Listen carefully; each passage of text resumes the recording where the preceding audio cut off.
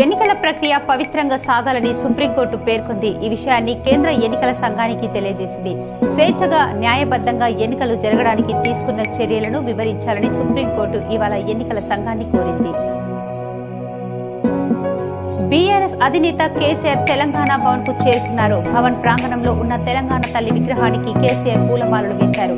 తెలంగాణ భవన్ కు చేరుకున్న కేసీఆర్ కు మాజీ ఎమ్మెల్సీ శ్రీనివాస్ రెడ్డి, హరీష్ రావు, శ్రీనివాస్ గౌడ్, వేముల ప్రశాంత్ రెడ్డితో పాటు గులాబీ శ్రేణులు ఘన స్వాగతం పలికారు.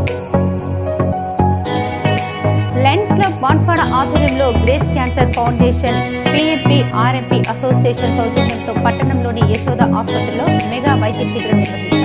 ముందుగా గుర్తిస్తే ప్రాణాలు కాపాడుకోవచ్చని వైద్యులు రవీంద్రనాథ్ అన్నారు. పార్లమెంటు నియోజకవర్గ స్థానానికి స్వాతంత్ర అభ్యర్థి రాకెళ్లి సత్యనారాయణ, రిటర్నింగ్ అధికారి జిల్లా కలెక్టర్ రాజీవ్ గాంధీ హనుమంతుకు తొలి రోజైన గురువారం నామినేషన్ సమర్పించారు. భారతీయ జనతా పార్టీ బీజేపీ ఆధ్వర్యంలో ఇందూర్ నగరంలో ఇంటింటా